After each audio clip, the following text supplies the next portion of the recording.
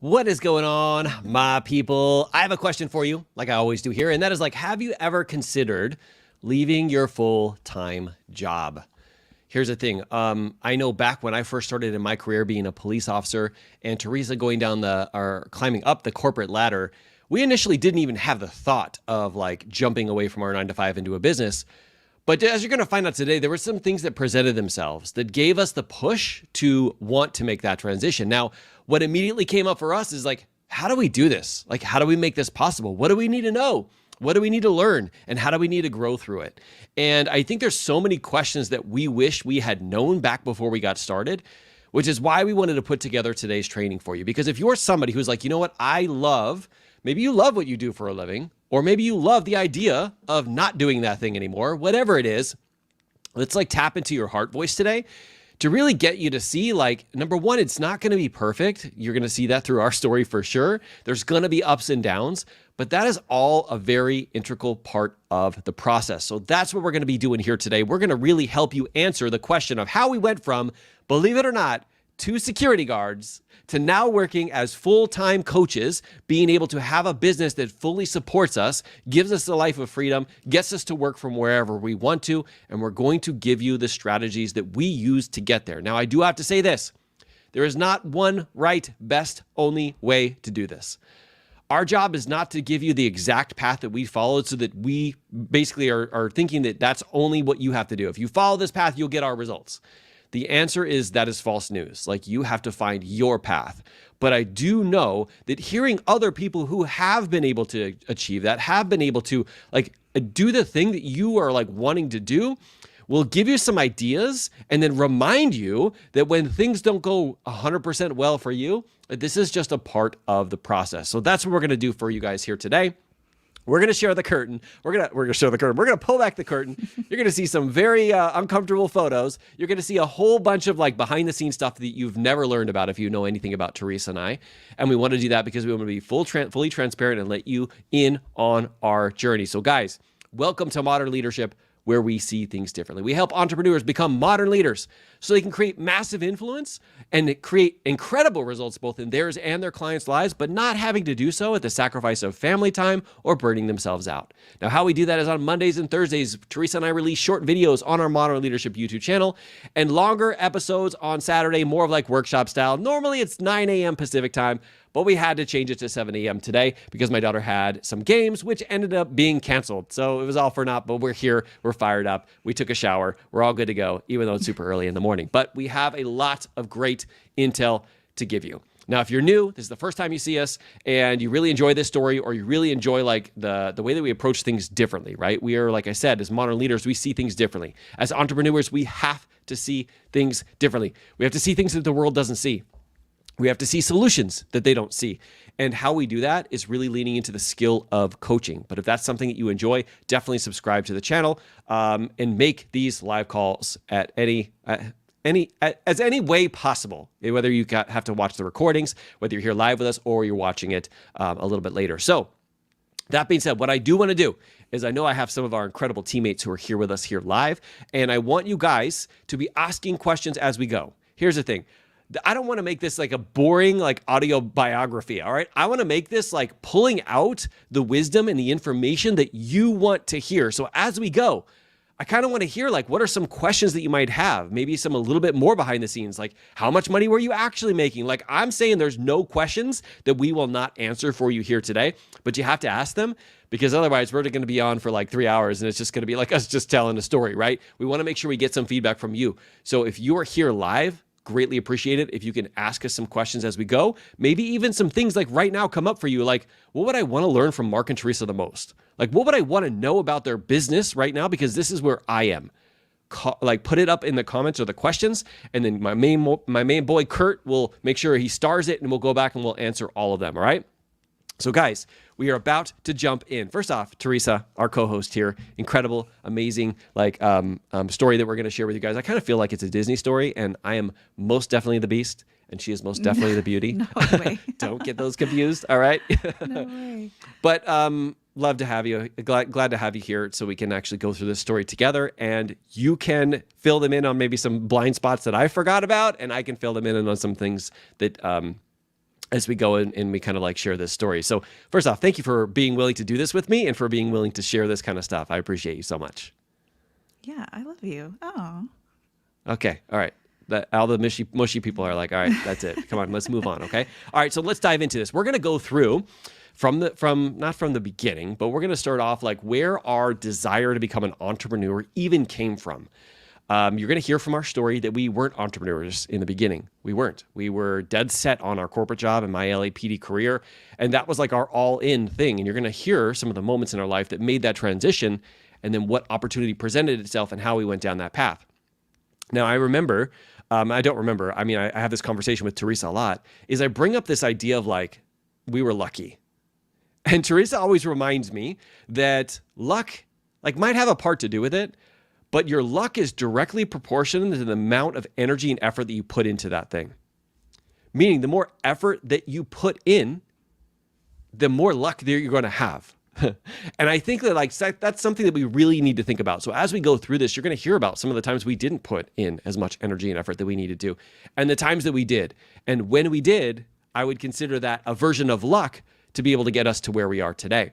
And a lot of it, like I said, had to do with hard work, but at the same time, it also had to be in the right place in the right time and being willing to open our mouths and to not hide and to not sit in the back. Okay. So guys, let's jump right in. All right, Teresa, you want to get started? yeah. And so I'm going to, I guess, start with our origin story.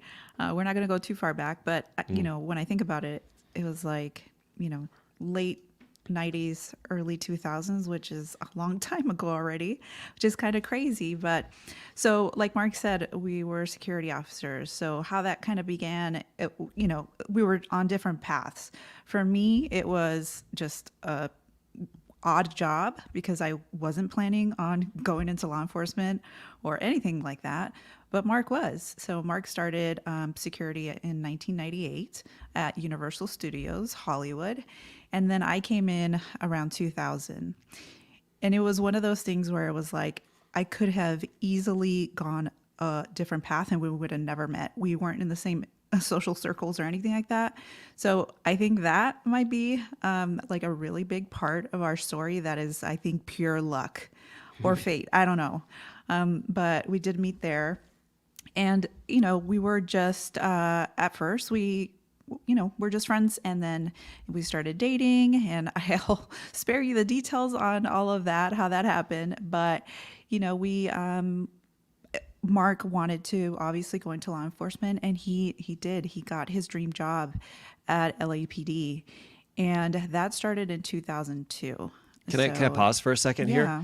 So first off, don't tell them that I was your boss at security. Don't Why tell did them you bring that up? I'm sorry. Yeah, so let's just say that like magically her schedule, it just happened to align with mine. I have no idea. I wasn't the person who was in charge or anything.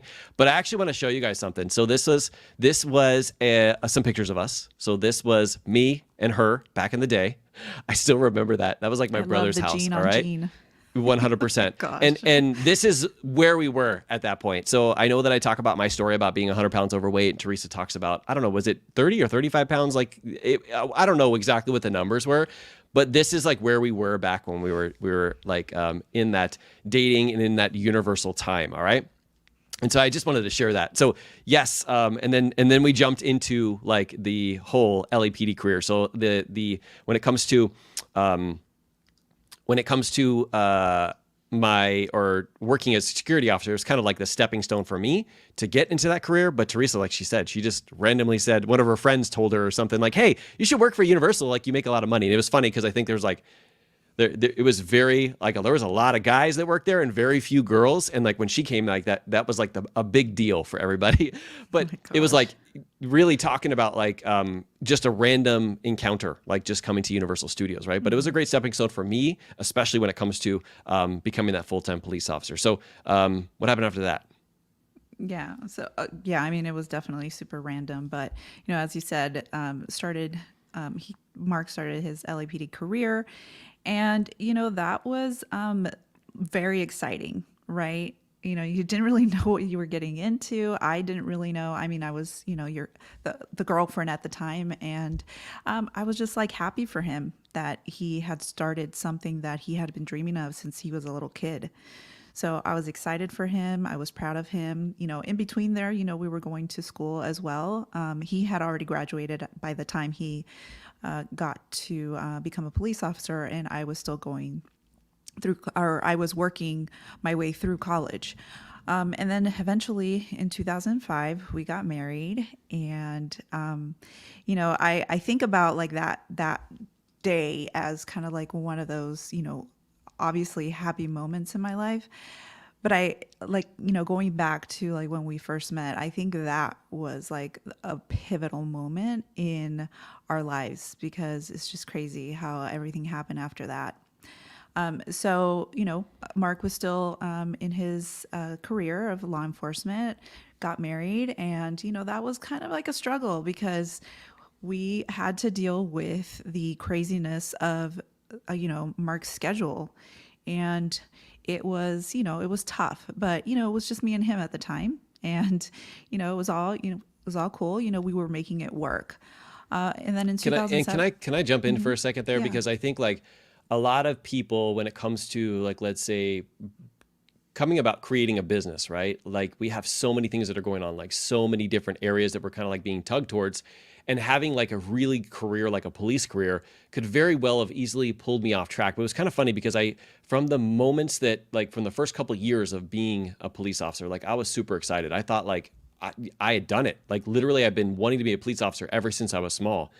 But then having to work like every single holiday, because when you're new, you have to work all the holidays. Having to work watch 3, which is basically 6 p.m. to 6 a.m., having to go to court after that. So after I get off at 6 a.m., I would sleep in my truck in the underground parking structure that we have. And then at 8 o'clock, I would somehow wake up and put on a suit and go to court until like 12:30, 1 o'clock. Sometimes I would be dismissed. I would go home, I would take a shower, and I would do that again. And we would have 3 to 4 days a week that we'd have to do that. Plus on your days off, you don't have days off. Like at any moment, they could just call you up and go, hey, we need you to come in because we need X, Y, and Z. And in the beginning, especially when you're first getting started as a police officer, like that was all of it. It was like everybody was expecting so much of me, and I wasn't getting to see this amazing woman here's on the screen. Now, we didn't have kids at the time, but still, I think in the back of my mind, I was like, this is kind of the similar path that like my dad had been going down. So my dad is like one of the hardest workers on the planet. But when my mom and my dad got divorced when I was little, like he was out doing a million different jobs, spending all of his time, trying to make money to make the ends meet, right? And I didn't really see him much. And I remembered like thinking about this while I was becoming a police officer, like thinking like, oh, that's not going to be me. Like that I'll be able to like separate what it is that I'm doing. And I didn't. I kind of did the same thing. I didn't have kids at the time, and we'll talk about what happened when I did, but I was going all in, and I wasn't seeing Teresa as much. And it was kind of pulling me away from there. And my thoughts weren't, I got to work harder. My thoughts were like, there's got to be a different way. But still, I didn't take any action to make any a different way. So we just continued going about. And I know after this is when Teresa started her corporate career in UCLA. So you want to talk a little bit about that? Yeah. In 2007, I started at UCLA Health as an executive assistant. And, at that time, it was one of those moments where it was like, okay, we both did it, right? Like we were, trying to make the best decisions for us. And we went to college, we got married, we got our dream jobs. For me, this was a dream job, like, working at such a like prestigious school hospital. It was kind of like that moment that we felt like we made it, We're like, okay, this is it. This is so awesome, right? Like this is going to be our life. We're going to, be able to eventually have kids, and it's going to be the happily ever after, right?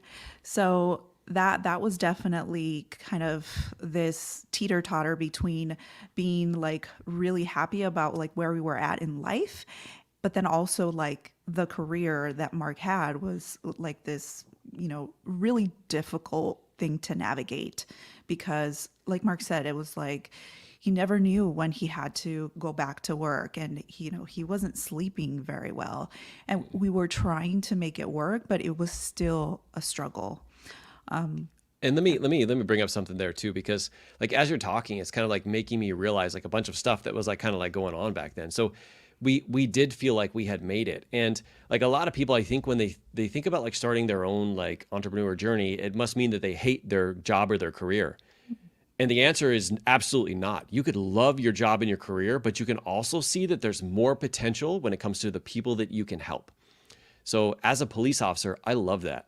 I can't tell you, like when I would get to the end of every single year, the number of commendations that I would have was off the charts because I loved connecting with people and just doing what I can to help, and really taking the norm of like just having a conversation with a police officer, like being nervous about that, to make it be something that like I actually was able to connect with so many more people, which is why I was able to go so far in my career, is because I really enjoyed doing that, not because I wanted to get commendations, but because I loved what it is that I did for a living, right? And so I think it just really brings up a point of like, sometimes people think that they have to hate their job or they have to hate their boss in order to leave. And that doesn't have to be the case. If you're listening to your heart and your heart is telling you there's something else out there, there's something that you can do. Like I could make a huge impact as a police officer. I did for 20 years, right? And we'll fast forward to that in a few minutes. But also, like, what if I like could even make a bigger impact and teach other police officers and other entrepreneurs and other people outside of that on how to do what I was doing? See, I think at the time I thought I was living big, but I was kind of living small in reality, is because like I was just thinking about what and the one-on-one contact that I could make with a person and what I could do to change their life. But what if instead I taught other people how to do that and they could come in and it would be a one-to-many, right? And that's really why our Push Coach Certification School was created. Was I love the ability of being able to coach people, but I thought, what if I could help other people coach people? And that's what drew me into it more than thinking about like, well, I'm losing this career, this thing that I like loved so much, right? That I built my whole entire life around, because I really did. Ever since I was small, it was the only thing. My dad was a police officer too. And it was like, this is what I'm gonna do for the rest of my life, right? I had this goal of doing it for 35 years. 35 years is the amount of years that you become a police officer for LAPD, or 33 years. And then at 33 years, you get like a 90% pension. But also, like, a lot of people over there don't survive very much after that, because they say every year after 20 is like 5 years off your life. And I didn't realize that at this point.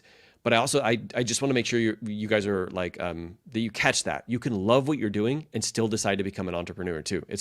I'm not telling you have to. I'm just saying that it is always a choice for you. Okay. So you want to get into our first issue. Yeah, I'm so glad you brought that up. That is such a great point. Yeah. Okay, so eventually we wanted to have kids, and we thought, okay, once we're ready, That's gonna be easy. It's just gonna happen. And that was not the case. We actually did really struggle, and we had to actually go through fertility treatments. But eventually, my son was born in 2009. However, he was a little early, about 12 weeks early. I got very sick. I got preeclampsia with HELLP syndrome. So we'll spare you the details on all of that. However, it was something where we didn't know if he was going to make it. So he was born 1 pound, 9 ounces. He was in the NICU for 73 days. And, we're new parents. It's hard enough as it is to be a new parent, but to have a child in the NICU and with a breathing tube, and like, it was just a complete shock to us. But it really, it changed so many things. Our mindset changed, like our dreams changed, and it was just something that was life-changing for us, right? Mm-hmm. So it was so stressful because, having a child that is very, very sick, and, having to, we can't stay at the hospital. So we had to go home and then come back. And it was just a very, very crazy time for us that, even after all of that, like he did get through it. Like it actually took many years for Andrew to get through some of the struggles that he went through. But in the following months after he was born and he eventually was discharged from the hospital, we brought him home with oxygen because, he still wasn't completely, out of the woods yet. And, there was occupational therapy, physical therapy, and all of that stuff happened. The stress of that, plus, me not being able to go back to work. Actually, I was able to stay a little bit longer because people at my work were very generous in donating their time so that I could have more time with Andrew. But then Mark had to obviously go back to work eventually. And with the stress of his job and the stress at home, he developed shingles. And it was just because he was completely burnt out. It was way too much on his body. And, like it was physical, obviously a physical manifestation of all of the stress that we had gone through, becoming new parents. When you think about it, it's like, becoming new parents is such a happy moment, right? Especially first time parenting. But the way that it was like we were introduced to parenting was, very stressful. Yeah. And I actually want to hit on that too, because, so I know that you said like, I mean, I still remember Andrew being born, like he couldn't breathe on his own and like all four nurses had to be around him and had to use the bag to actually get him to breathe. Right. But also like, we didn't know like what was going to happen with Teresa, because the reason why she had to have the baby is because her body was now fighting like to stay alive. And I remember the doctor saying like, we have to, get Andrew to be born like right now, even though we don't know if he's going to make it, because if not, like Teresa might not be here too. Right. And so that was like a very, very like difficult situation. And then during that, like my police, LAPD buddies, I mean, they were constantly coming and calling and doing whatever they can to help. Right. But what sucks big time, and I'm going to try to avoid cussing, is when you have a baby and the baby's there and they say, okay, you guys go home, try to get some sleep, and then you can come back tomorrow and see your baby. And I mean, this is a first time being a parent, but I'm like, I don't think this is right. Like, I don't think this is the way that it's supposed to be. And on top of that, now going back to work, every single day my boss would have let me out about an hour early. Best lieutenant ever on the planet. I would drive to the hospital. I would spend a couple hours there. Then I would come home, go to sleep, wake up, and go through the process over and over and over again. And of course, you can hear how stressful just my career is, but taking this on now too, I wasn't emotionally or physically ready. Okay. So back when I was 100 pounds overweight, I had to lose some weight to get into the academy. That was like, you saw me in the picture at our wedding, but in reality, I did it very like in a not so good way. Like literally I would not eat. I would go on like 3, 4, 5 mile runs without having eaten the whole day. Like I wasn't doing anything towards the healthy living that I wanted to be. And even though it looked on the outside like I had lost weight, I really was extremely unhealthy. And when that collided with this mental thing that had happened, it was kind of like my version of my rock bottom. By the way, rock bottom, for all you life coaches out there, is just a thought. It's a decision that you make of like, this is the rock bottom. We won't be doing this any longer. And when you make a decision like that, everything that follows after that is in alignment with that decision. That's where you actually create that rock bottom. I didn't know at the time it was my rock bottom, but I decided to. And at any point you can make right now, yesterday, or just not say, I haven't hit my rock bottom yet. It's totally up to you, but it's entirely a decision that you get to make.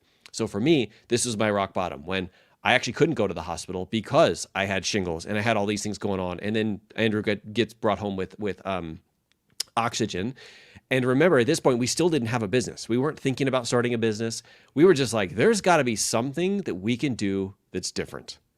And then, out of blue, a little girl came to visit us. So you want to talk about that? Yeah, well, we're thinking over here, okay, well, this is it.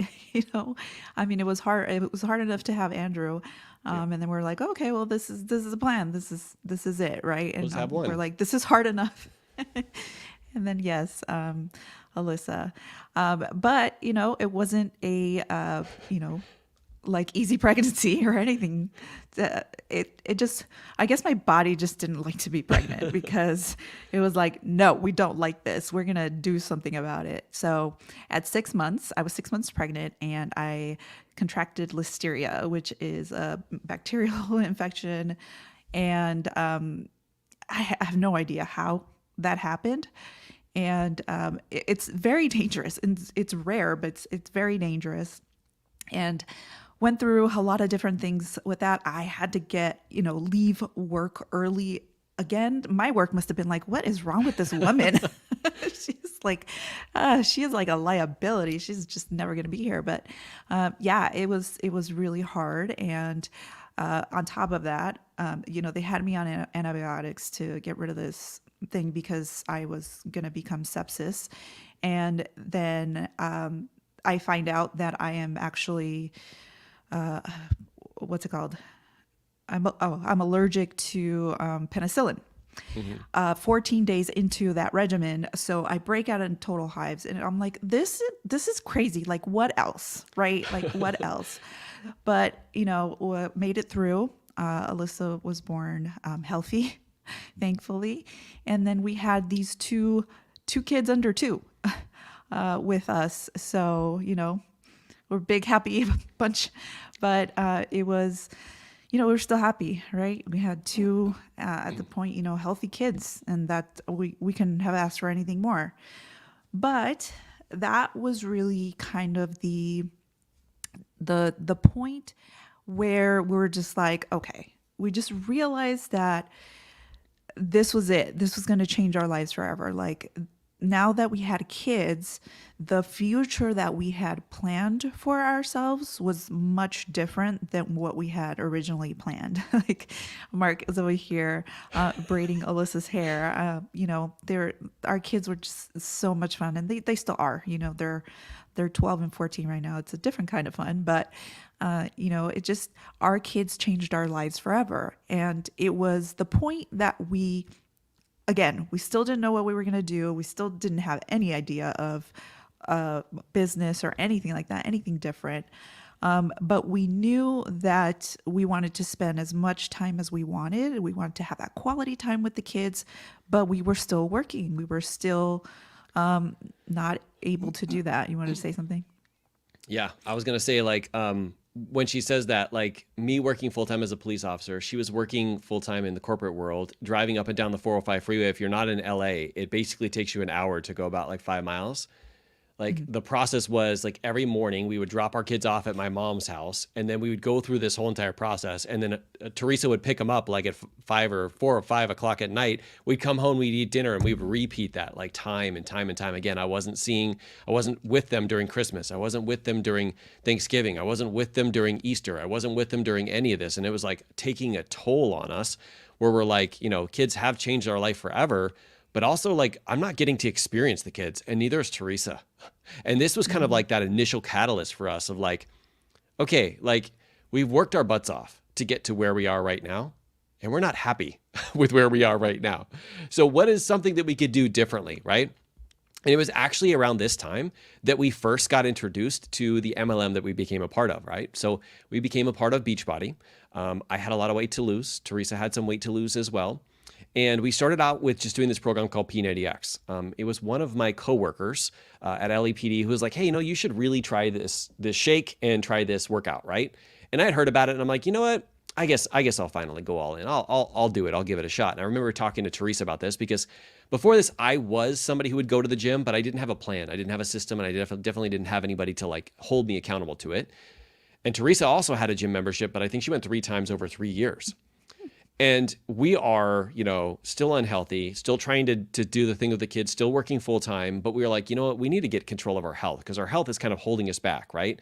And so for us, this was that first catalyst is how can we get control of it? And I still remember laying in bed and going, hey, I'm not sure if you'd be interested in this. It's really hard of a program, but I don't know. I'm going to do this program called P90X.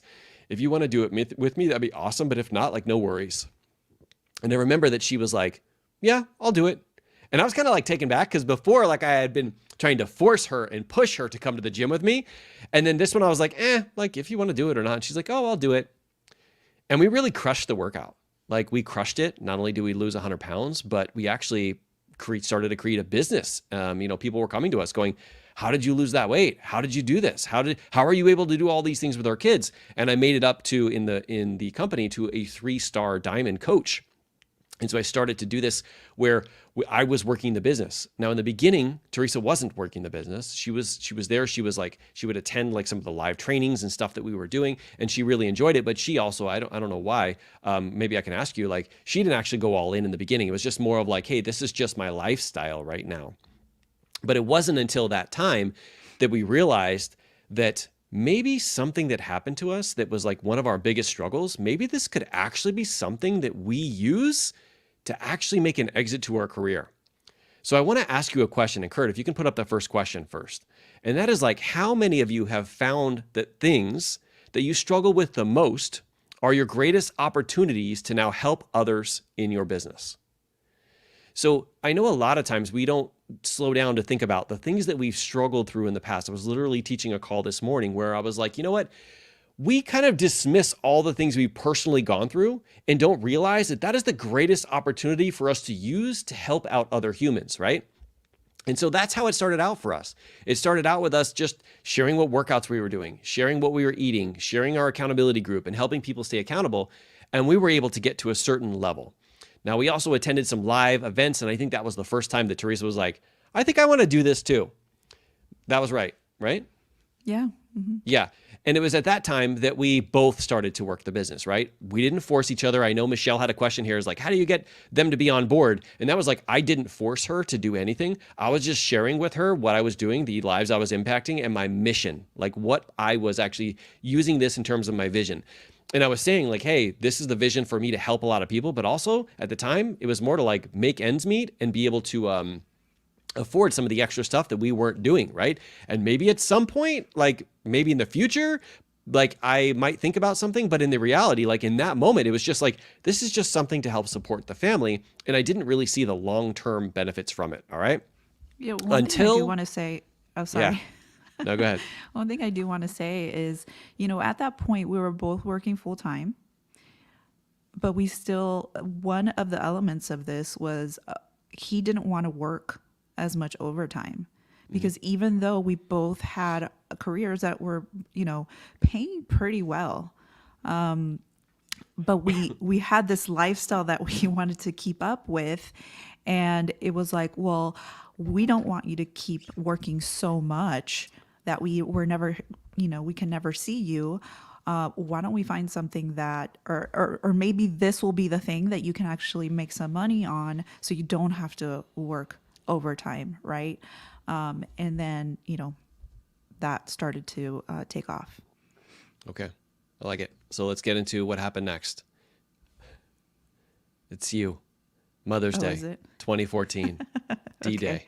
What do we got? So, okay, I'm going to try to get this without getting super emotional, but this was like that moment where you don't realize it at the time, but it's another turning point, like a major turning point, because it was the point where we had the discussion about me leaving my job to be home full time.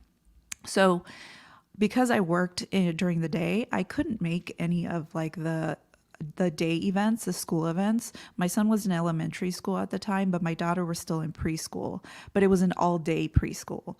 So I would drop her off in the morning and then, one of us would pick her up in the evening. So she was there all day. She was super excited because it was almost Mother's Day and they had like this whole thing planned, and it was going to be something that was later on in the day. It wasn't like in the middle of the day. So I was like, sweet, I'll be able to make it after work.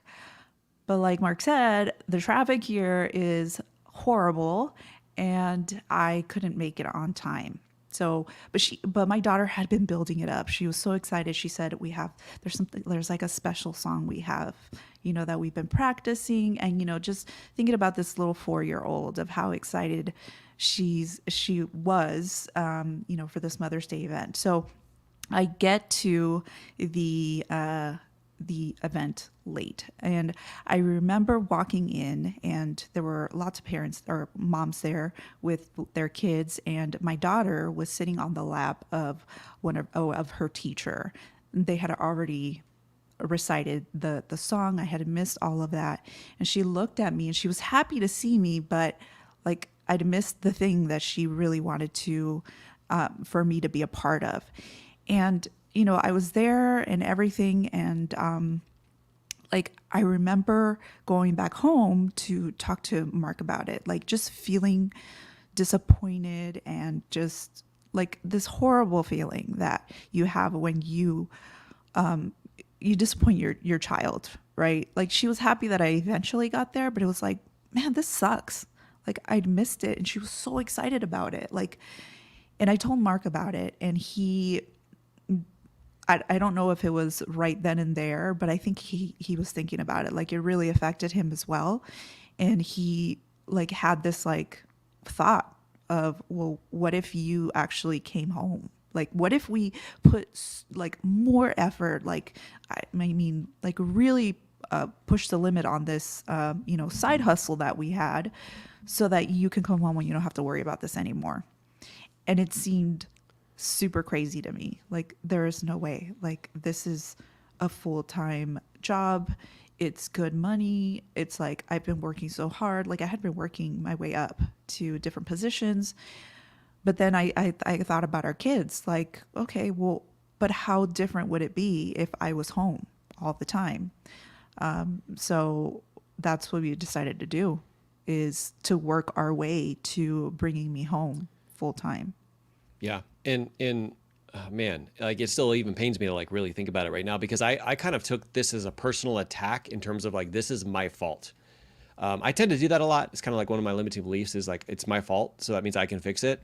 And it was kind of like to a fault, actually, is I was thinking like, what can I possibly do extra right now in order to make this happen, right? I feel like it was my fault that Teresa had missed that moment. And it's not a moment that you can go back and recreate, right? It's one of those things where it happened once, and yes, she's going to have other Mother's Day, but it's something that could actually make a big impact in somebody's life forever. And I was just using that against myself. And I was just really thinking like, you know what? Like, I'm never going to allow this to happen again. And that kind of energy can sometimes be really good. Sometimes it can be bad. But it can also like be that painful motivator that finally gets you to get off your butt and to realize that there's a different way of doing things. And that was that thing for me, which is why I want to ask you guys, this next question is like, what is a painful motivator that pushes you, and either it helps you keep going or it helps you dig deeper? I know Tiffany also posted in here, my daughter asked me to pick her up early all the time and I don't get to her until 5. If that is a motivator that makes you want to get after it, then we need to think about that. We need to remind ourselves when it comes to the time that we're putting into our business, when we're putting in energy into our business, because if those things are the things that fuel us and to turn it around and to make what's like possible, right?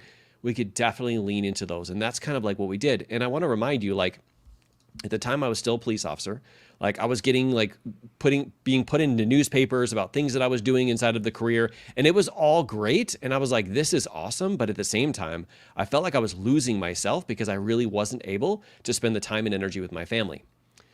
Now, you may think that this is the time when things started to take off, and you would be wrong. Okay?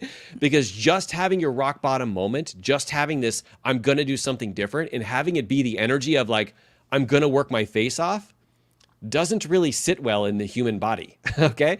There's a time when you just can't do any more. So it was about this time where I started putting in energy and effort, starting to learn things about like, how can I coach, right? This is when I actually got connected to Josh Coates initially, is like, how can I learn how to motivate people? How can I learn how to inspire people? How can I learn more about how to help more people? And by doing this, I started to learn like marketing tactics and sales tactics and a little bit of coaching and some things that got us to about the $30,000 to $40,000 mark, but we couldn't quite hit the cap. We were like, how are we going to get Teresa to come home when all we're able to do is actually hit the $30,000 to $40,000 mark? Now, here's the thing. When you are wanting something bad enough, you get creative, okay? So we started to ask ourselves, how can we get more creative? What things can we remove from our budget?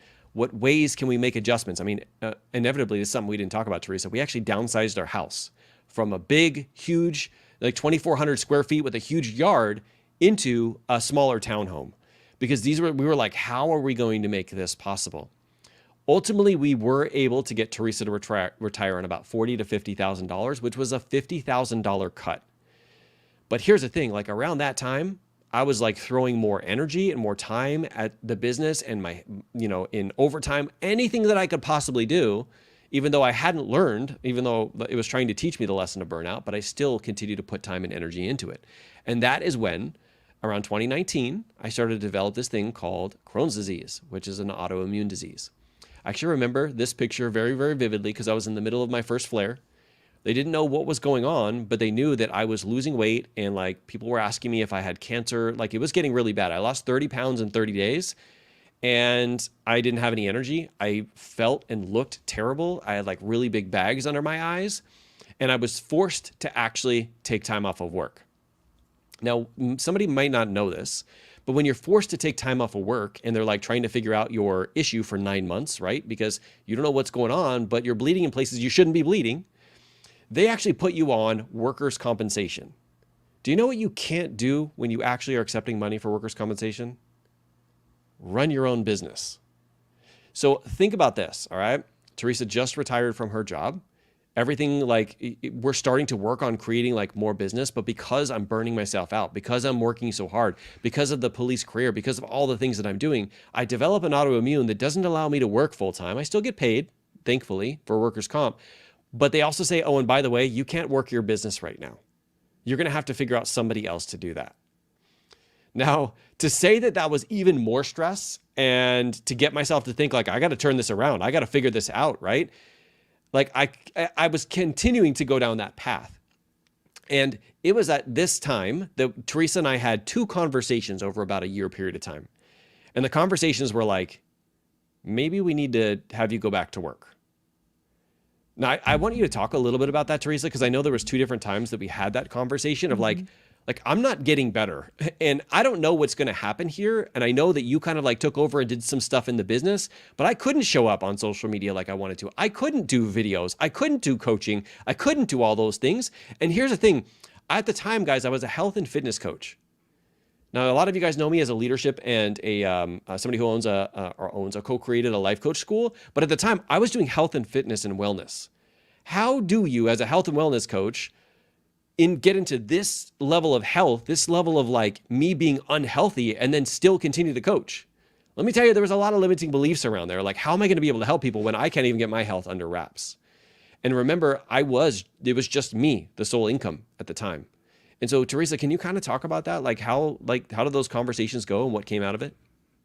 Yeah, and I think like we got the dates a little bit mixed up, but that was 2016 when I left my job, and I think it was a few months later when you started to really go downhill on health, and we didn't know what was happening. So I think you're right. It is 2016. Officially diagnosed in 2017.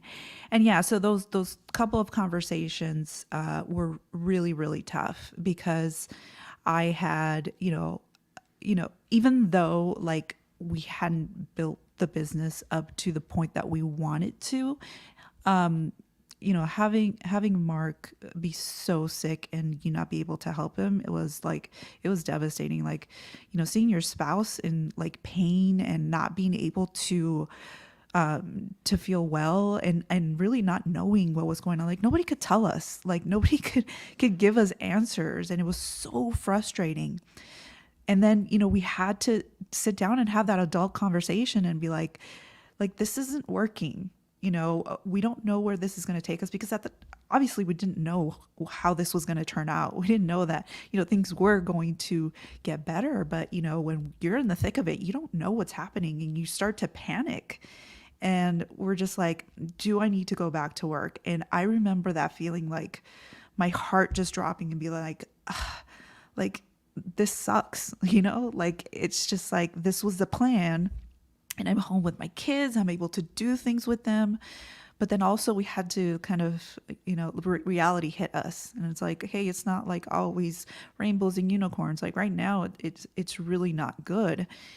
And, it was that conversation where we're like, okay, is the solution me just going back to work? Because at the same time, like if I was working and the way that Mark was sick, I would have to leave work to take him to the doctor. And like, there were all like these other like nuances that were kind of, we were able to actually do because I was home. So it was at that point where we're just like, okay, do I need to go back to work? Or do I just need to put in like a ton of effort and energy into the business so that we can turn this around? It's kind of like, we're like, yes, okay, we're going to do that. I really don't want to go back to work. We're going to have to, think of alternatives. And that conversation happened twice, like Mark said, within the year. And we ultimately decided that I wasn't going to go back to work. So, yeah. And I think that was like, I like to think that like we make one decision and it's like a game changer, but I think like we make decisions after decisions after decisions every time, not only to reinforce our last decision we made, but to make a new decision to put our flag in the ground right now. And this is another one of those pivotal times where we're like, no, that is not the answer. Refuse to accept that answer. Let's figure out something else. And what's crazy is once we decided and once we refused that, then our actual mind was open, number one, to get help, but number two, to find different answers. Because obviously the answers that we were using were not helping, were not working. I told you we were getting up to the 30, 40, 50K mark, and we never got any higher than that. And when I say that I worked, please listen to me. I worked, all right? I have this book, Mastering Your Life Through Self-Coaching. Like, I would say that I'm a master at coaching myself to take action. The opposite effect, where like I will literally work 24/7, 365, especially if you tell me it's for my family, like I'm there, I'm going to be there, right? So when I say that I was working my face off, trying to make the MLM work, and it was getting to this cap, let me tell you that I really was trying everything humanly possible. But see, here's the thing. This is something that Teresa and I were talking about yesterday, is like when you're trapped in thinking there's one right, best, only way for you to achieve that goal, you get stuck in thinking that's the one right, best, only way. And if you don't do it that way, then it's not going to be possible, or you're going to let people down, or whatever other limiting beliefs you have. And this was the moment where I was like, there's a different way. I don't know how I'm going to do it, but we're going to get to this part where we're going to be able to both, me and her, be full-time entrepreneurs. And that was like that pivotal moment when we were like, no, this is not going to be the answer, that changed the trajectory for us. Now, I wish I could say that overnight it changed. It didn't. It was us willing, and me really willing, to like chisel into my ego and say, I need help. I need some outside resources. I need to learn things, and I need to be willing to see that there's different ways of finding the solution instead of one right, best, only way. And just that's for literally context, Yeah. just for context, like our goal was to make six figures, because it would replace like the income that I was making at my old job. So when we talk about like that cap, like there was that gap that we wanted to get to. So that was like the goal income wise. Yeah, really good point. We living in California, Josh reminds me all this time, like we could be literally living in a mansion right now if we lived in Tulsa, but in California, you live in a lot less because our home is like a condo, and it's like $750,000, right? So it's just, obviously it depends. So 100 for 50,000, it wasn't enough for us to be able to hit it, right? Which is why I want to ask you this next question, Kurt, if you can put it up. And that is like, when we got to this point, I asked myself, what are the skills that I need to develop to get to where I want? And who is someone who literally I can reach out to and really connect with, who will help me teach those, or help teach me those skills in the process? So what are the skills that you need to develop to get to where you want? And who is someone who can teach you those to speed up the process? Now, for those of you guys who know me personally, you know that Josh Coates was one of the main people. But do you know that he wasn't the only mentor that I had? I stopped counting the other day after 17 programs that I took, including masterminds, including one-on-one programs, including having conversations with people, like paying to have conversations with people. Like I literally dove into, and I stopped counting after 17, different things that I needed to develop to become the type of entrepreneur that I needed to become. Now, I know that might not sound sexy, but everybody's on their different journey, which is why I asked that question of like what you need to learn next. Guys, I was a full-time police officer. I had stumbled into losing 100 pounds, and now people were asking me how I did it. But because I didn't understand business, it was just kind of like a business that was designed for me in a box. I didn't really understand all the different intricacies that I could do, all the way that I could personalize this, all the ways that I could actually continue building my MLM and continuing to like start my own business. Like I didn't even have an idea or thought about some of those skills. So for me personally, I started to ask, what are some skills I need to develop, and who can I learn them from?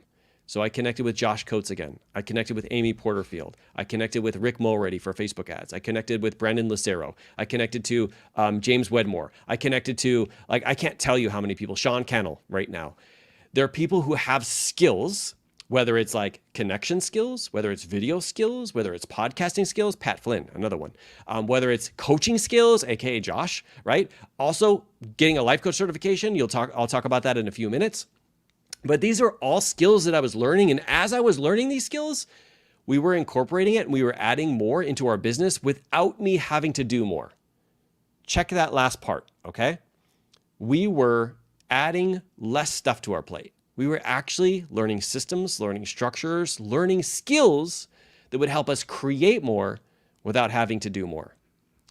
Now, there's one thing that I held out on for a long time, and I actually held out on it for 3 years because it was so expensive. It was literally like we were taking all the money that we gained and putting it back into a business, right? Because you all have heard me say this before, your outward success is a reflection of your inner growth. That is something that Josh first taught me, is like if you want to have success on the outside, you need to grow on the inside. So I was doing whatever I can to put as much money as I could into myself to grow. But then this opportunity came up, and it was called life coaching. And at the time, Josh had taught me some of the life coaching skills and principles that he had learned. But at the time, he didn't have a life coach certification. I wanted a deeper dive. And so I kept hearing this person, Brooke Castillo from the Life Coach School. She was talking about the life coaching, how it works, all this kind of stuff, having structure. And it was $20,000. Actually, it was $18,000. But I had to put it on a credit card. So it probably was more than $20,000, right? And every month it was $3,000, $3,000 for 6 months. And I didn't make any money while I was actually learning it. But when I learned it, I was like, this is the piece that I was truly missing. All those other skills and things that I learned, they were important to get me to where I was. But this one skill is something that I fell in love with. And I was like, this is what I can do to impact the world. Now, I didn't bring this up, but I still remember about like a year and a half to 2 years before I got certified. I was in a mastermind. It was a mastermind for fathers and husbands who wanted to become better fathers and better husbands, also while growing their business exponentially.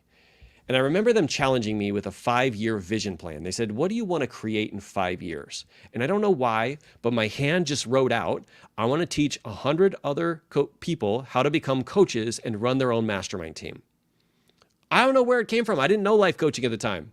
Yes, I was a Beachbody coach, but it's much different. Beachbody coach is more like mentoring. It's not coaching. And I didn't even have any idea what that even meant. But I wrote it down because I was like coming from a place of like, what is possible? Then fast forward through this idea of like seeing life coaching for 3 years in a row. 2 of those years declining it. And the 3rd year, during COVID, I was like, we can't afford this, or we're going to do it anyway, because I feel like this is really that skill that I need to lean into, and I know it's going to change my life. And ultimately, I did. I took it. I actually graduated from the life coach school. And one of the things that like really connected with me, like, actually, I mean, it made me feel so great inside, but it let me know that I was on the right track, was somebody, my instructor, reached out to me and said, Mark, would you like to be an instructor for the life coach school? Like, we really love your energy and also how you coach. We'd really love it if you could teach other people inside of the life coach school. Now, at the time, I was kind of blind to it. I was like, no, that's okay. I'm using life coaching for my Beachbody business. And so I said, thank you so much. I really appreciate it. Super nice. But for right now, like, no, I'm just going to continue doing what I'm currently doing. And it just so happens that about, I don't know, like 2 months after that, this guy named Josh Coates came out and he sent me a message. Now, mind you, actually, it wasn't even 2 months. It was like maybe like 2 days after I had been certified. He reached out to me and he said, hey, Mark, what do you think about like joining me in terms of my sales team? Now, for those who don't know Josh, he has a multi-million-dollar coaching business where he uses life coaching and performance-based coaching to help entrepreneurs, to help people who are wanting to create courses and stuff like that, and programs and products and stuff like that. And he does a really great job of using the life coaching skill to teach marketing, sales, all those kind of things. And I'm going to be honest, like I just got out of life coach certification. I'm like, really? Like I'm going to be a part of somebody's sales team? And my head voice, actually my ego went, well, I don't really know if this is like a good fit. But I also knew that there was something down here that was like, but you're going to get access to behind the scenes of $1 million program that now you're a life coach. Oh, and he's a life coach. You're going to learn a lot, but also like, I know Josh's heart and how he's like willing to help in any avenue possible. And I'm like, I'm just going to do it. So I reached back out to him. I'm like, bro, that's perfect timing. I just got my life coach certification. He's like, what? You gave Brooke Castillo $18,000? I'm like, you didn't have a life coach certification. He's like, we're going to have to talk about that soon. He's like, but let's jump in, see if you can get some momentum when it comes to sales. Now, I was talking to somebody the other day. It took me from the time that I graduated to 42 days to make back the $18,000. I'm going to say that again. It took me 42 days from the day that I graduated and I actually started working as a life coach to make back $18,000. Now, every year after that, I still get to exponentially make that money because I was willing to like lean in and do uncomfortable things and find a skill that I needed to develop. Now, at that point, maybe like 2 or 3, 4 months in, Josh reaches out to me and says, hey, I've been really meaning to put together this life coach certification. I would really love it if like you could help me teach. He's like, I'm really good at like sales and marketing and coaching, but like you're really good at like the instructing and like being around and allowing other people to coach. He's like, it's so hard for me to watch people coach. He's like, I just want to jump in. And so I was like, so nervous, okay? Because I had literally just graduated 6 months ago and now he's asking me to co-create a life coach school for him. And once again, my brain was like, Mark, I don't think you're ready for this. But I also leaned into my heart and I'm like, if I want to really be able to retire, to be able to create this life that I want to create for my family, be able to spend more time with them, I need to lean into doing uncomfortable things. And I did it. And so we joined forces and we graduated our first group of life coaches. And I got to say that even when I think about this right now, it still gets me emotional to realize that Josh and I have taught this skill that helped me like create this insane transformation in my own life. But now to over 100 now, by the way, 120 something people now have been certified through us who now have this skill that they can go out not only to create their business, but make a huge impact in the world. And that would have never happened if I hadn't taken that one step.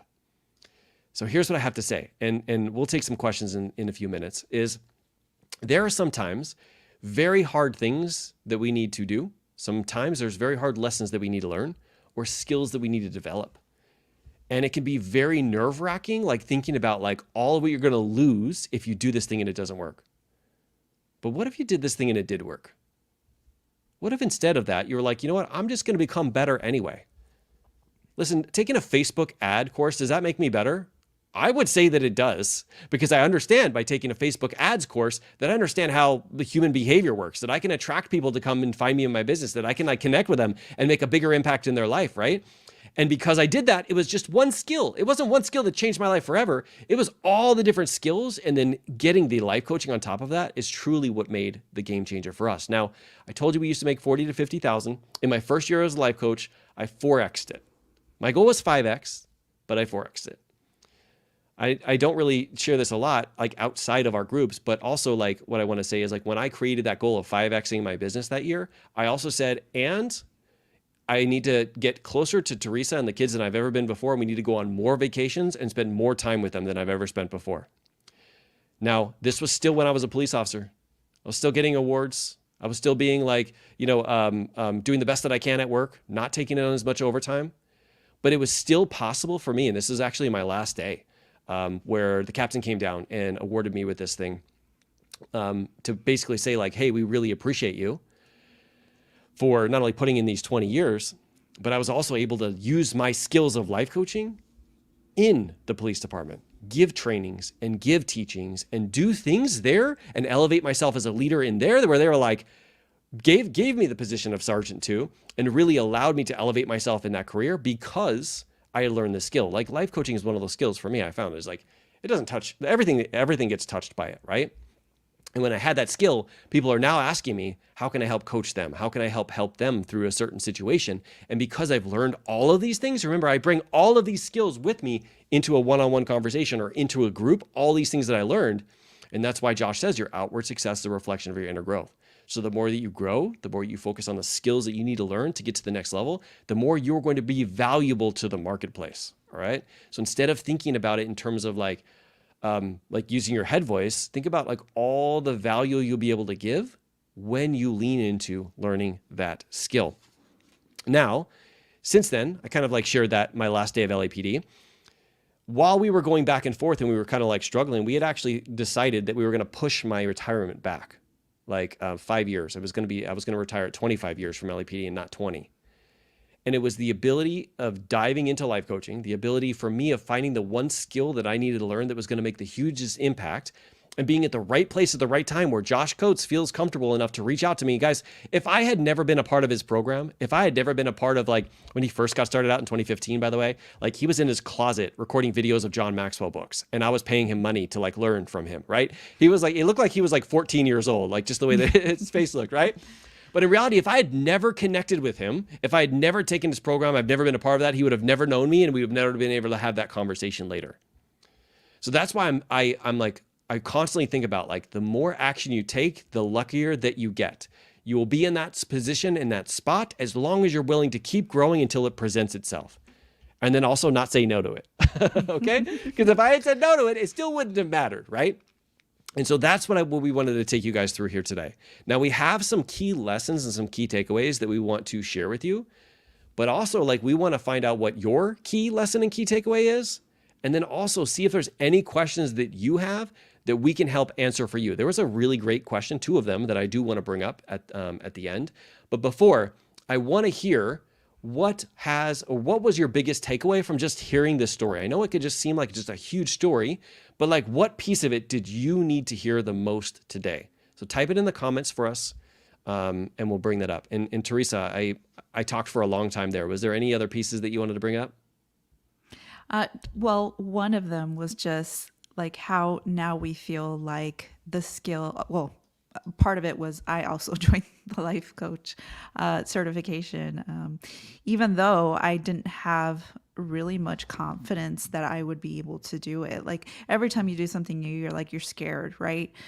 But they were doing this beta round. And so I was part of that beta round, but I was still scared because, I was kind of like, I was still trying to kind of find my way as far as like what I was going to be doing, my brand and all of that. And I was working on that. I had actually just started up my podcast. But then I thought, well, it would be really cool to have this new skill. And I think like, Mark has said this before, like coaching is like a universal tool. It's a universal skill. Like you can help so many people in so many different areas with life coaching. So I dove into that beta round and I'm telling you, like it was something that was, it was life-changing. It's like, another really pivotal moment. But I think during that process, I learned a lot about myself and that self-coaching and everything. But now it's kind of created this new, this new business for me in a sense, because now I can help women with really specific things, really like, the life coaching aspect of it is very broad, but I can really help with some of my other skills, help mom entrepreneurs out. So that was just like that whole life coaching thing. Like, I feel like this is like that thing that we can do so much with. And, like we evolve, we're going to keep growing and everything. And it can look a little bit different, from now to even 5 years from now. But, it was one of those moments where it was like, okay, here's like another turning point in our lives. Yeah, I love that. I love it. That's one piece that I definitely wanted you to jump into, because obviously you're a certified life coach now too, and you have clients and you have things that you like put together, but also like working in synergy with one another. I mean, that's one of the things that we happened yesterday, like on our date day, actually on Wednesday, is what is it going to feel like when you are, for us, we were just like, we had dropped the kids off, like they had gone to school. We were sitting down. It was like Wednesday at like 8:30 in the morning. We're like, this is our life. Like we just decided it's a date day today and we're not going to do any work. Let's just like chill, and eat some breakfast and then go on a walk and stuff together. And we were like, this is another time that it came up. I'm like, we are so lucky. And Teresa's like reminding me, like, don't forget like all the energy and effort that we put into this, all the ups and downs that we had to go through, all the times when we almost talked ourselves out of doing business, right? You guys just heard like a quick like crash course into it.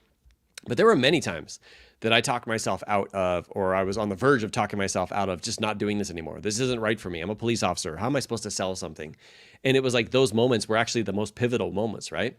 Because when you put your stake in the ground again, when you make a decision and then you reinforce that decision next time, you'll do what you need to do to actually get to that next level, right? And it's those pivotal moments when it does feel like crap, when you feel like giving up, when you feel like, is this right for me? That actually proves that it is right for you because you're on the verge of like making that transition. So I love it. Love it. All right. So let's go back and look at some of these questions. And then I also have a couple questions that people ask me. Okay. So Shelly says, really leaning into life coaching skills and the marketing skills to get my programs out there. Yes, Shelly. And here's the thing too, like, what's awesome is like when you find people who are doing things that you want to do and they have a way of like helping you speed up that process. It's awesome to do that. I mean, that's literally what I did. I reached out to Larry Hagner from the Data Edge podcast when I was struggling with like anger with my son and my daughter, right? And so it's finding people who can help you in that specific area. And for Shelly, we know her being a coach, that's her area, but that doesn't mean that everybody needs to be a coach is here, right? I mean, if it's something you want to talk about, definitely reach out and we'll have a conversation to see if it is a really good fit for you. But it doesn't mean that everybody needs to do it, right? But if you're the person who's like, I need to lean into this, 100%. Tiffany says, time management and focused work to be productive is my biggest challenge, and I need to work on my life coaching skills. I wonder how I can learn, who the heck I can learn that from. Tiffany is one of our life coaches. So 100%. Like when it comes to time management skills, when it comes to all of these things, it's about seeing things differently. Remember, like that's the tagline of our YouTube channel. It's modern leadership where we see things differently. It's not really necessarily about managing your time. It's more about like, are you doing the things that are moving the needle? Or are you doing the things that aren't moving the needle? Can you outsource that to somebody else? Could you empower one of your kids to do it and pay them for it? Because more than likely we still pay our kids or give them stuff, right? Can you empower them and take it off of your plate? And it's just thinking of things a little bit differently, because trust me, when I was the full-time police sergeant and I just had my first son, I was like, this is physically impossible. How am I going to be able to do this? Now, fast forward to the end of my career, right? Which was in February of this year. All right. I was still working full-time as a police sergeant. I still had 2 amazing kids, had a beautiful wife here that I try to keep happy. I was co-creating a life coach school, right? I also run my own masterminds. I run a mastermind that's related to like helping people become master coaches. I also run a program called the 6 months to 6 figures. Like there's like 72 million things that I'm doing, but I'm not stressed out anywhere compared to the way I was when I just had my job. It's because I decided to start looking at things differently. I started to find a team. Like if you guys haven't seen Kurt popping up these messages on here, lifesaver. Not only can he do way better than me at all of the audio and video production, I don't have to do it. Nais sending messages on my behalf on social media. I don't really like having one-on-one conversations like that. I like having them more like face-to-face like here. But that's a necessary evil, but I don't have to do it because I've been able to find and think differently and think of it as a CEO instead of an employee, right? An employee does the day-to-day. A CEO oversees it all, sees where the moving pieces are, and can really help them around. So if you're thinking about that, you're like, okay, what can I do? How can I see things differently? Then absolutely asking yourself those questions like, how can I, instead of I can't, right? Like, I mean, you even said it, Tiffany. It's revisiting that. But I also want to challenge you to one thing you said right here too. I'm coaching myself. I literally wrote a book around self-coaching. I am not 100% able to coach myself. I just want to make sure everybody's aware of that. Like we have blind spots. We have limiting beliefs. We have things that we believe is true that are not. And if we can't get the outside advice from somebody else to see those, it's not possible to just coach yourself. If you look at everybody who's like at a high level, like performing at a super high level, they have people who help them because in order for them to see their blind spots, they have to have them pointed out by somebody else. I really do think you can lean into coaching yourself, but also getting coached from other people. Because when you get coached from other people, they see your blind spots and you would have never even realized that they're there. I do this all the time for Josh, and Josh does it all the time for me. He's like, Mark, I heard you say the word or there. Is there a situation or a way that we could do both? And I'm like, damn it, he got me again, right? And it's the same thing back at him. It's because we don't see our blind spots. They're called blind spots for a reason. You don't know they exist. And so getting it outside is definitely a game changer, all right? Shelly says, biggest takeaway is to be patient and keep working towards my goal of leaving my corporate job. It is possible with hard work. 100%, Shelly, 100%. Just constantly reminding yourself, like, how can I achieve more without having to do more, right? Michelle says, my biggest takeaway is that where we are now is just a part of our journey. It doesn't have to be where we stay. You can choose to change your path. Exactly. Like where you are right now is just temporary. You can make a decision and go an entirely different route. Your past does not define your future, because today I could do something else entirely different that I've never done before, and I could start creating something new that I've never created before. And it doesn't matter how old you are, it doesn't matter where you live, it doesn't matter any of those things, right? It's all the power of like our brain and how our brain will go out there and literally go out and find answers to those solutions, all right?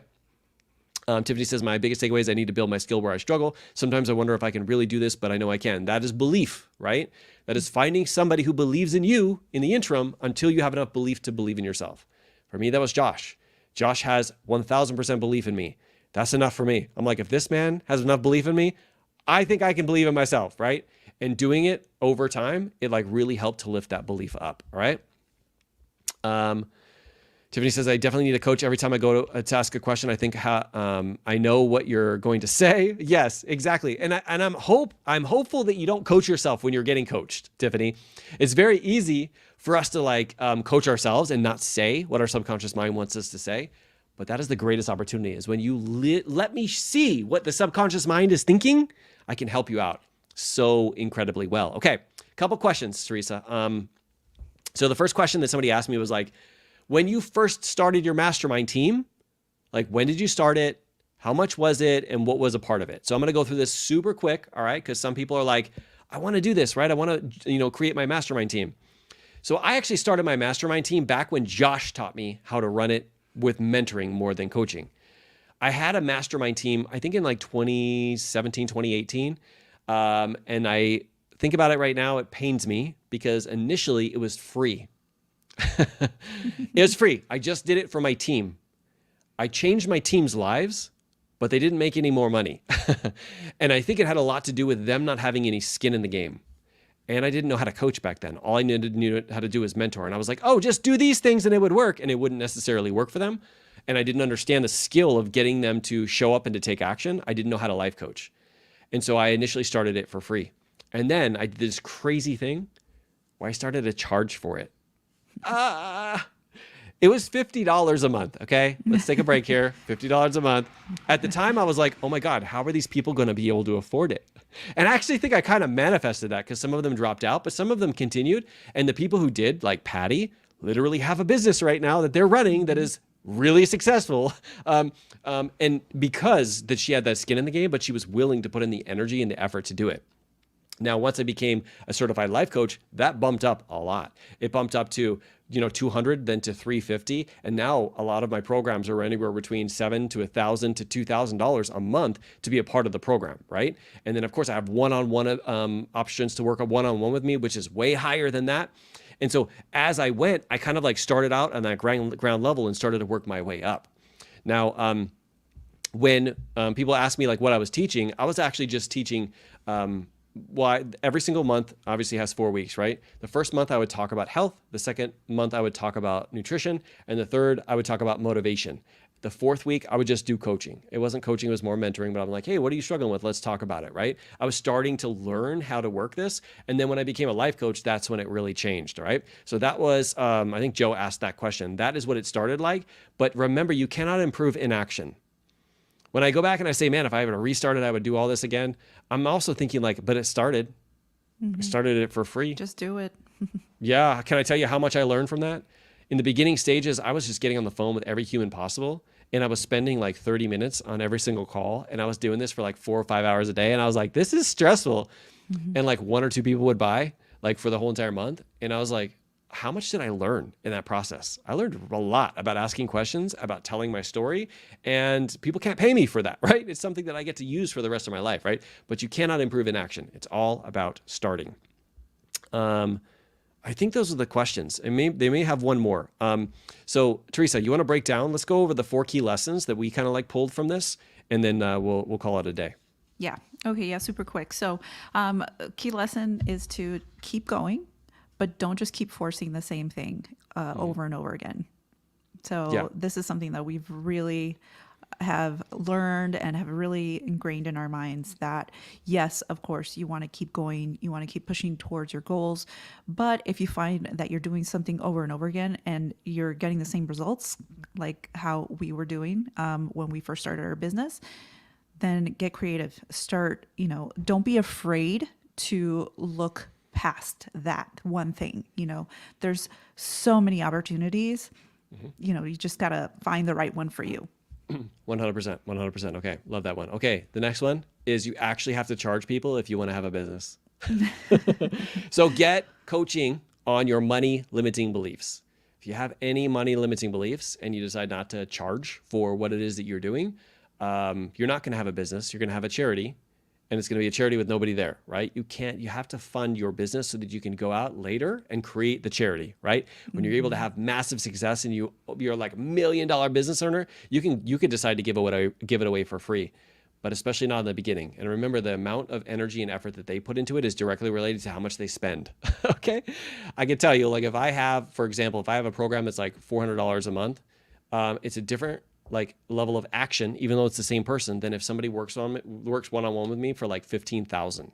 If somebody works for 6 months for 15,000 with me, same human, whole lot of different action. You know why? Because you're like, I got to get my money's worth out of this. And that transformation is game changing. That's also why spending $18,000 life coaching probably helped me transform my life, is because it was one of these things where I'm like I got to make this work. Before this, I spent like $3,000, $4,000, or $5,000 on a program. But 18,000, like I got to find a way to make this happen. And of course I was able to do that, right? So always remember that. All right, next one. Yeah, the next thing is to get help. Invest in yourself. It's something that will raise your value in the marketplace. So like we keep saying over and over again, your outward success is a reflection of your inner growth. Focusing on you and making sure that you're doing personal development and growing as a human, that is what is going to raise your value. So invest in yourself. I love it. I love it. I love it. And here's the last piece. And this is also a question that somebody asked me too. And it's like what we actually taught and the person that we served, like evolved over time. So we didn't talk about this a lot, but when we first got started, we were all about health and fitness. And a lot of it was primarily to police officers. And then we started to explore first responders. And then we got to this point where like we don't really love talking about health and fitness so much. Yeah, transform our lives, but like we don't want to just do health and fitness. And we decided, you know what? What if we had family connection be a part of this? Because I learned a lot from Larry Hagner in the 3.5 years that I was a part of his mastermind team.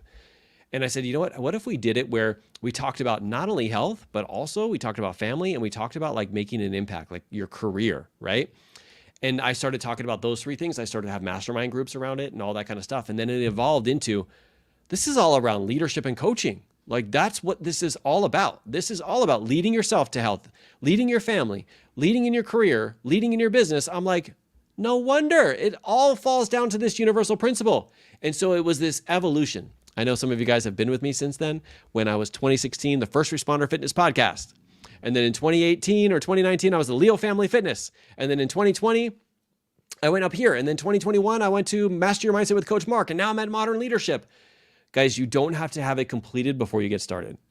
A part of it is you starting and taking action, and the rest will work itself out if you're willing to do what Teresa said. And that is like, yes, I want you to take action and I want you to be consistent, but I also don't want you to force things that aren't working.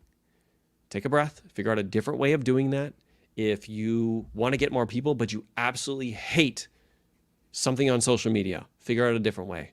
Start a podcast, find a YouTube channel. Like there's an infinite number of ways that people create a business. Don't think there's one right, best, only way, but being willing to like evolve that means don't sit around for the next year thinking about who your target customer is or what problem you're going to help them solve. Think about it for like a day and then go out there and start doing it. And then you're going to see, do I love this? And do people resonate with this? And do they come to me? And do they ask me questions? And I just need to do it longer? Or is this something that I've been forcing for like 6 months or a year and I've got to make a pivot and it's time to change that? Because that's what we did to get to where we are today. All right, guys, I appreciate you so much. Thank you so much for being here. Thank you for watching this story. If you resonate with anything, please leave us a comment and let us know like what spoke loudest to you. And then of course, if we can do anything to help you, we will leave you a link in the show notes so that you can connect with us, so that we can help you, whether it's getting you connected with a program, with somebody to coach you, somebody who like if you're learning, you want to learn the skill of coaching, reach out and we will, or fill out that survey. I'll leave it in the show notes and then we will connect with you soon. Now you might get to this point right here. And you might be wondering, okay, like what are some things that I absolutely need to know before I actually leave my job? So Teresa and I did a video. It was a live workshop. It's called The 10 Things That We Wish We Had Known Before We Left Our Job. So if this is something that you're really getting a tug towards, like I really do want to leave my job, we talked about the story and the lessons, but there's also 10 things you absolutely need to know. And some of it is like health benefits. Some of it's like tangible. Some of it's mindset related stuff that you have to realize is going to happen when you leave your job. And we have that up as a workshop. So if you go to our YouTube channel, we'll leave it on the end screen here for anybody who's watching the replay. But if you go to our YouTube channel and you click on workshop, scroll down to the 10 things we absolutely wish we had known before we left our job, dive in. And if you need any help, please don't hesitate to reach out. Okay. I appreciate you guys so much. Keep leading from the front. And thank you for joining me, Teresa, and sharing this stuff with us. Thank you, guys. All right. Bye, everybody.